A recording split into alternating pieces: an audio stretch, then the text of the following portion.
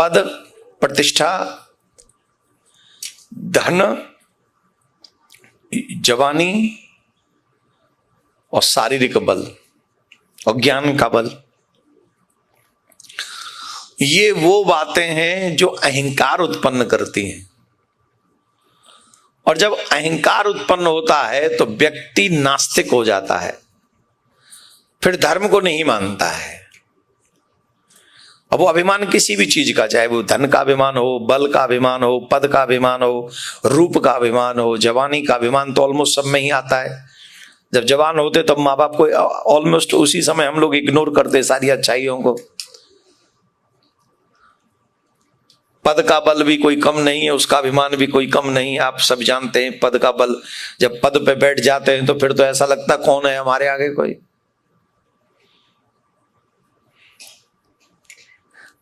पर ये बात हमने बोली है कि आपको ये बात मालूम होना चाहिए, भगवान को अभिमान कतई प्रिय नहीं है।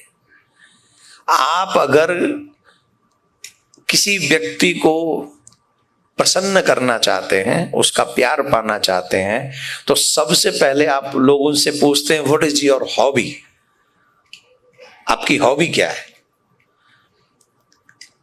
तो जब आप दुनिया वालों से पूछते हो आपकी हॉबी क्या है, तो आप भगवान से क्यों नहीं पूछते कि आपकी हॉबी क्या है। पूछना चाहिए कि नहीं पूछना।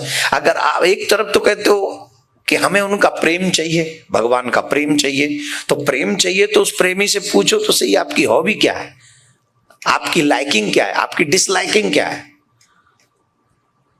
आप क्या लाइक करते हो, आप क्या डिसलाइक करते हो। अरे प्रेमी जोड़ा वहां जो बैठ के कॉफी सेंटर में बैठ के एक नारियल 2 पाइप डाल के बैठा रहता है, करता क्या है वो, इन्हीं सब विषयों पर डिस्कस करता है। What colour do you like, what food do you like, what place do you, यही बोलते हैं ना, है हाउ मेनी क्वेश्चन। अरे आप लोगों ने तो फेस किया होगा, आप लोग तो आईटी वाले हो, आईटी वाले तो यहां आके सेट होते हैं। अब उसमें सेटिंग में तो देखना पड़ता है कॉफी सेंटर क्या है वहां। अच्छा, जो जेब में भी कईयों के ज्यादा पैसा नहीं होता तो एक ही कॉफी अलाउ करते हैं, एक कॉफी वो करते क्या बोलते हैं उसको ऑर्डर, एक कॉफी लाते और 2 पाइप डालते उसमें, कप 1 पाइप 2, और उसको कहते हैं शेयरिंग। फिर पूछो क्यों कर रहे हो शेयरिंग, बोले इससे प्यार बढ़ता है। 6 महीने बाद डिवोर्स किसका हुआ, फिर प्यार बढ़ने का बच्चा फालतू की बात करता है। इसको पाइप डालने से प्यार बढ़ जाएगा, अलग अलग डाल चल। ये मैं आप लोगों से नहीं कह रहा हूं, मैं शास्त्र कहते हैं पति पत्नी को कभी भी एक बर्तन में नहीं खाना पीना चाहिए, यह अपराध है। हर बाप को अपनी बेटी के साथ भोजन करना चाहिए, पुण्य है। Do you understand. हाय हाय, ये तो हम गलती करें, हाँ और करो। और ये गलत है ये थ्योरी कि एक बर्तन में खाने से प्यार बढ़ता है। फिर लड़ते क्यों कुत्ता बिल्ली की तरह, जब इतना ही प्यार बढ़ता है तो फिर लड़ क्यों रहे हो।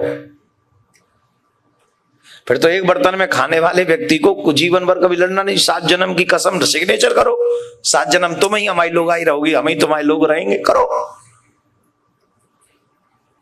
कई तो कहते हैं यही जन्म नहीं झेल रहा है, 7 जन्म की बात कर रहे हो आप, यही जन्म आखिरी है। कहा जी नरे, सही कह रहे हैं ना, अब वही कह रहे हैं ना, तभी वो हम नहीं कह रहे, यहाँ श्रोता बैठे वो कह रहे यही आखिरी है हमारा तो जन्म, 7वां जन्म समझो इसे हमारा। बोलो राधे राधे। आपने एक बर्तन में किया कि नहीं भोजन प्रसादी, कब किया था लास्ट टाइम। तभी तुम दोनों के चेहरे पे स्माइल है, देख लो अभी भी मुस्कुरा रहे हैं दोनों, क्या बात। खैर ये कहां से आ गया था, एक नारियल 2 पाइप।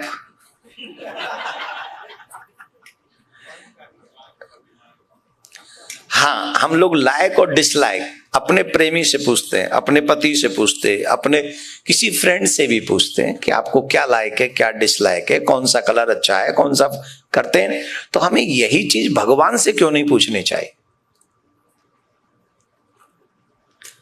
और जब आप ये भगवान से पूछोगे, अगर आप उनसे सच्चा प्यार करते हो, अगर ईमानदार भक्त हो तो, अगर ईमानदार भक्त हो तो भगवान से यही पूछो कि तुम्हें क्या लायक है और तुम्हें क्या डिसलायक है। तो उनकी लाइकिंग भी मैं बता सकता हूं, डिसलाइकिंग भी मैं बता सकता हूं। वो अभिमान को डिसलाइक करते हैं। He doesn't like your ego. Ego ही बोलते हैं ना अभिमान को, क्या कुछ और बोलते हैं? प्राउड। तो ईगो किसको बोलते हैं?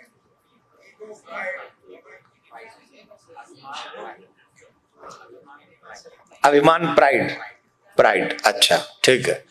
और ईगो एक ही बात हो गई ना, अहंकार अभिमान। चलो मतलब नियर अबाउट वही सिस्टम है, दोनों एक ही है, अभिमान अहंकार अलग नहीं।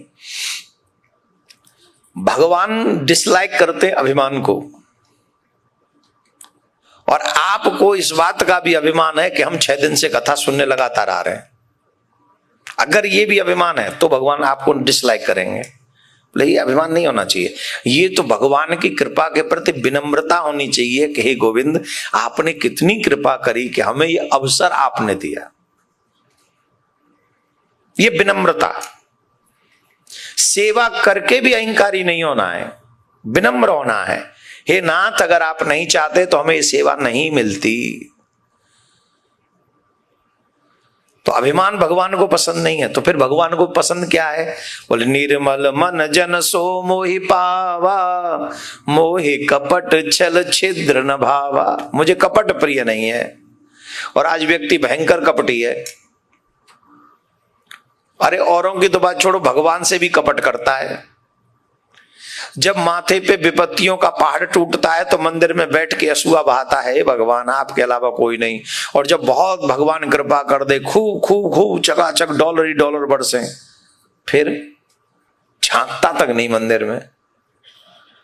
फिर भगवान देखता है कहां, आ जा, अरे शकल दिखा जा, फिर नहीं जाता। ये जो कपट है ये भगवान को प्रिय नहीं।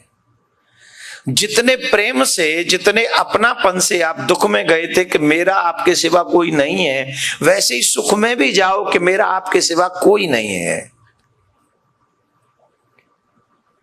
आप ही मेरे, आप सुख में पार्टी करो नो प्रॉब्लम, लेकिन सबसे पहला इनविटेशन ठाकुर जी को जाना चाहिए। और आपकी पार्टी में वो सिस्टम होना चाहिए कि ठाकुर जी आ सकें, ठाकुर जी खा सकें। दुनिया वालों को क्या लायक है वो पार्टी सिस्टम्स नहीं होने चाहिए। मेरे गोविंद को क्या लायक है ऐसी पार्टी होनी चाहिए, तब आनंद आएगा। समझ में आ रही बात? डिसलाइकिंग आप समझ गए, ठाकुर जी को क्या डिसलाइक है वो नहीं करना। इंद्र इंद्रासन पर बैठकर इंद्र बना हुआ, वो नहीं समझ पाया कि ठाकुर जी के प्रति वो क्या अपराध कर गया। भयंकर बारिश करवाई उसने।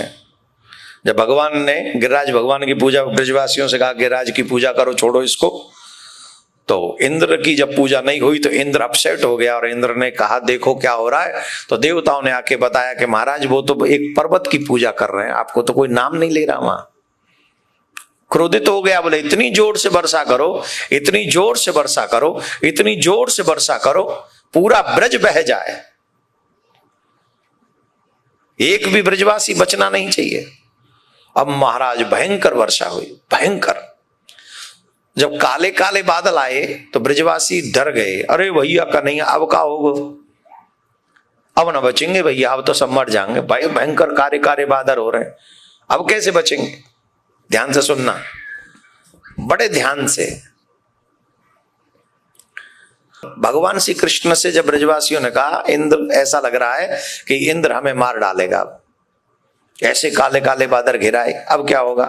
भगवान कहते हैं जिस देवता की पूजा करिए उस पर विश्वास नहीं,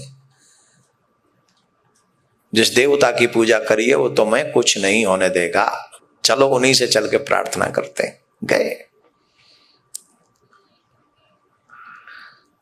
और कहा प्रभु हम आपकी शरण हैं, आप बताइए।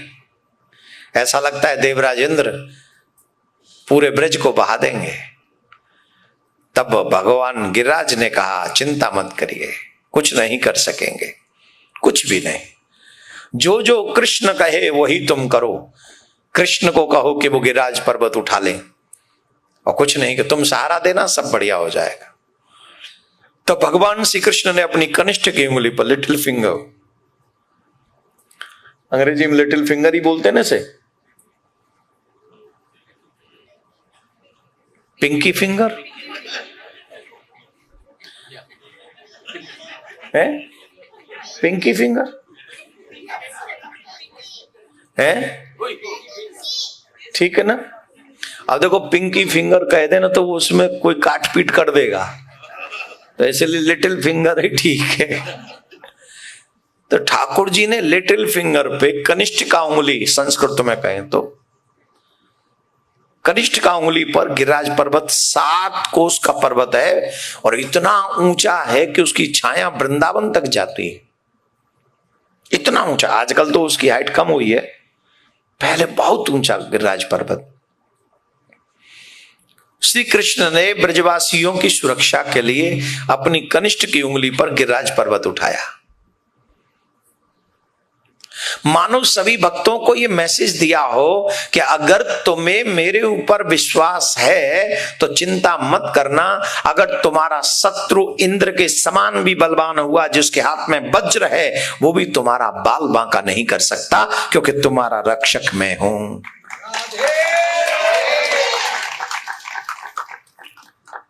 It's not a small message. This is a biggest message for you. तुम्हारा शत्रु कितना भी बड़ा क्यों न हो, अगर तुम्हारे रक्षक भगवान श्री कृष्ण हैं, इंद्र का भी अगर वो शत्रु इंद्र भी है, तुम्हारा बाल बांका नहीं कर सकते। ये बात हमें समझ में नहीं आती, ये बात हमको समझनी चाहिए। You must have to understand this thing. This is not my word. Krishna said to you.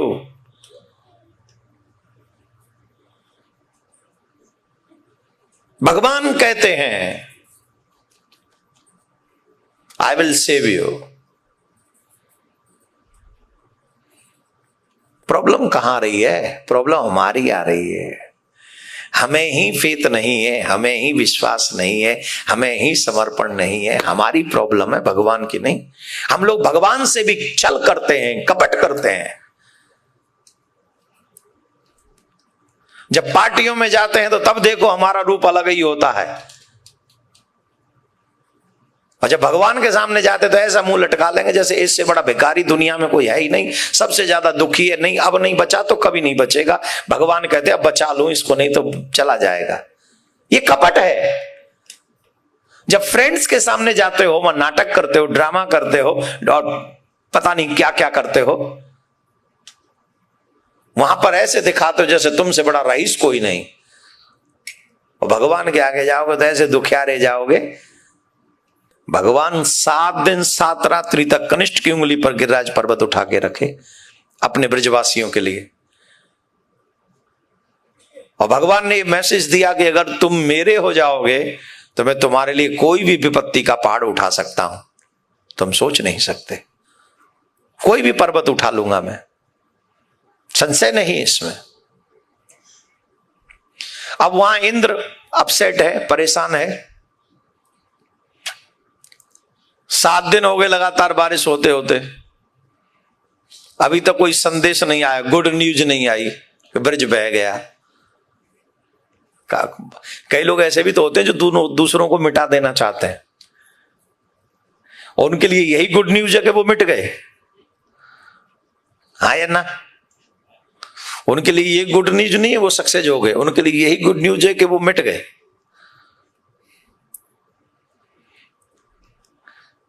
तो अनहैप्पी हो गए, और जब वो अनहैप्पी हुए देवराज इंद्र, तो अब उनका असंतोष बढ़ रहा है। किससे समझें कि ये प्रॉब्लम क्या है?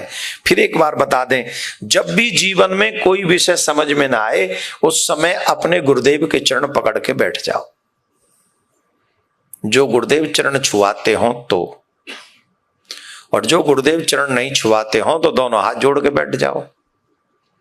हमारा निवेदन है, पीछे नहीं पड़ना चाहिए, हमें चरण छूने ही छूने।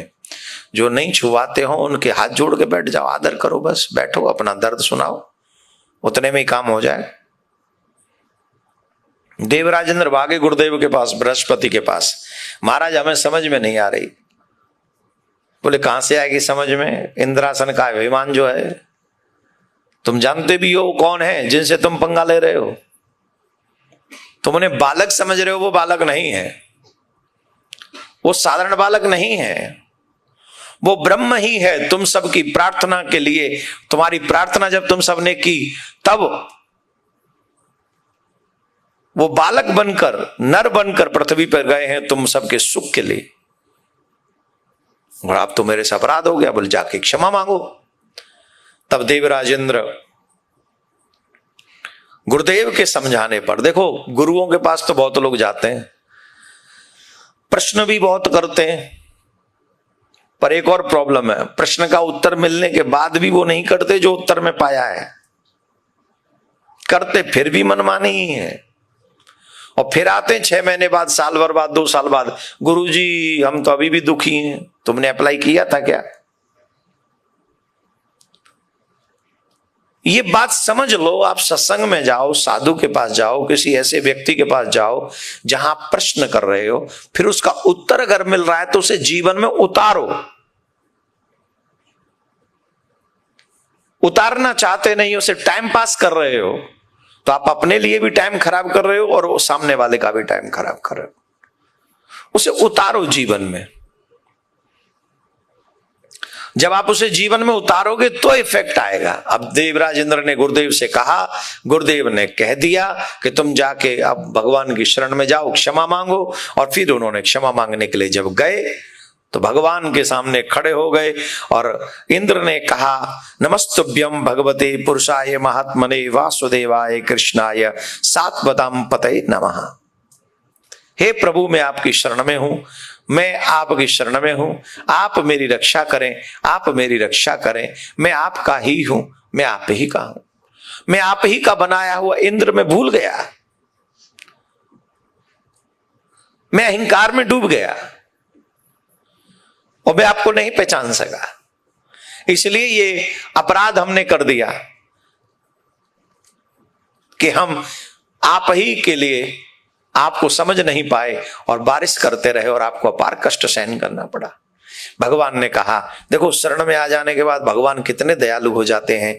भगवान ने कहा, ये आपने अपराध नहीं किया, ये तो आपने हमारी सेवा करी है। ये ब्रजवासी हमको बड़ा खिलाते रहे, लड्डू खिलाया, पूड़ी खिलाया, कचौड़ी खिलाई, हलवा खिलाया, दाल भात खिलाया, कड़ी भात खिलाया, दही पकौड़े खिलाए, पापड़ी खिलाई और रसमलाई खिलाई और पता नहीं और मैक्सिकन खिलाया, इंडियन खिलाया और तमाम चीजें खिलाई महाराज, इधर उधर की सब, राजस्थानी बाटी खिलाई है, पंजाबी वो क्या बोलते मक्का की रोटी और सरसों का साग, सब खिलाया महाराज, सब बहुत चकाचक खिलाया। तो सेवा कैसे होगी? बोले ये सब ब्रजवासी इतना खिलाते रहे, काऊ ने वो जल तो पिवायु ना, हो जल नहीं पिलाया किसी ने, सब खिलाते ही रहे। और इतना सब खिलाएं और जल कोई न पिलाए तो बताओ हजम होगा? कुछ तो चाहिए ना। एक आदमी था कि हमारे ब्रज में कहते हैं बीच में पानी पी लेना चाहिए। भोजन से पहले का जो जल होता है, 1 गिलास जल अगर आप भोजन से पहले पी लें तो वो अमृत का काम करता है, और बीच में अगर जल पी लें तो थोड़ा और अच्छा काम करता है, लेकिन भोजन के बाद अगर जल पिए तो वो विष का काम करता है। तो भोजन के बाद जल नहीं पीना चाहिए कम से कम 40 मिनट, 1 घंटे भी ना पियो तो और अच्छा है। एक आदमी था बहुत खवटा, खवटा मतलब पूछो ही नहीं, बहुत खवटा। और वो एक बार शहर में चला गया, एक ढाबा के बाहर लिखा हुआ था 10 रुपए में पेट भर भोजन, 10 रुपए में पेट भर भोजन। उसको लगा कि आज ही उसके बाद यहीं आना है, इससे अच्छी जगह कोई हो ही नहीं सकती। 10 रुपए में पेट भर भोजन, इससे अच्छा क्या मिलेगा? अब वो बैठ गया, बोले ये रहे 10 रुपया, पेट भर भोजन कराओ। बोले हाँ ठीक है। अब वो तो जैसे होते हैं पेट भर 4 रोटी ले आए, बोले इससे कुछ नहीं होगा और ला। अब बोले शुरू तो करो, बोले नहीं शुरू ही करूंगा जब 20 होंगी। है बोले हाँ, तो 4 की जगह 20 कर दी, 16 एक्स्ट्रा। अब लगा सब्जी तो यूं छुपा के खाए और रोटी की थई उड़ाए, 20 खत्म। ऑनलाइन साहब रोटी, हाँ लाओ। बोले कितनी ले आए, बोले इतनी और लाओ, तो 20 और दे दी, रोटी खत्म, वो भी खा गया। बोले और लाओ, कितनी लाए, बोले इतनी और लाओ। सब्जी थोड़ी ले, रोटी पूरी खींचे। महाराज 60 रोटी खा गया। अब जो रेस्टोरेंट में ढाबा पे काम करने वाले लोग थे वो परेशान हो गए, मालिक के पास गए। वो मालिक साहब पता नहीं आज तो कोई दानव आ गया है, आज कोई इंसान नहीं आया, आज कोई दानव आ गया, उड़ाई जा रहा है। 60 रोटी खा ली।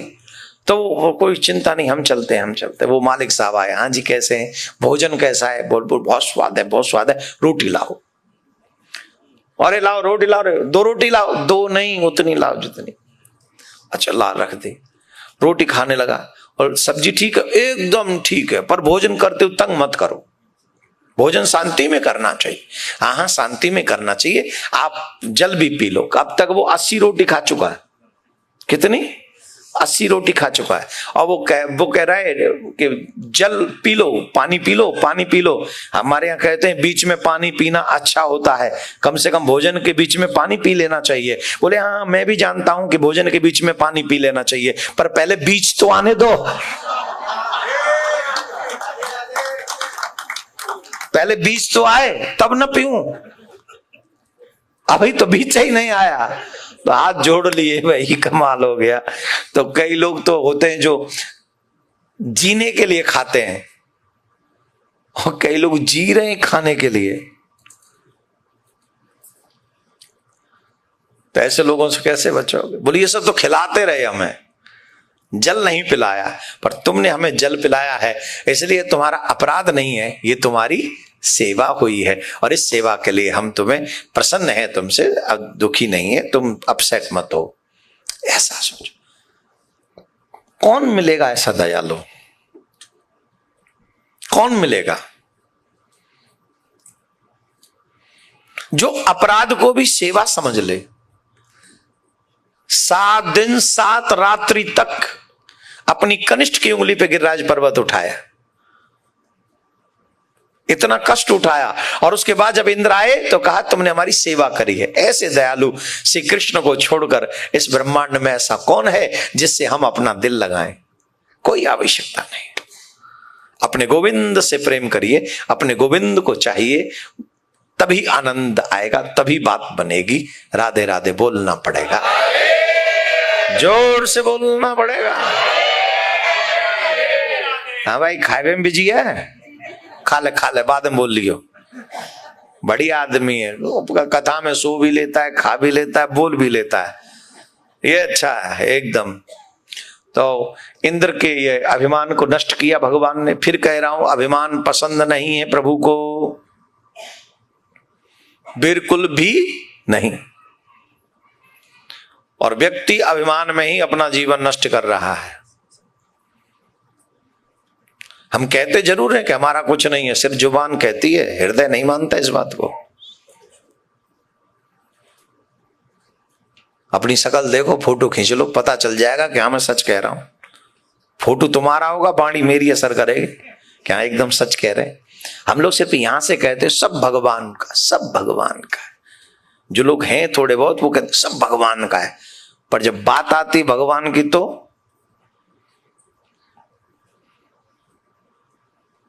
फिर कहां चला जाए भगवान का।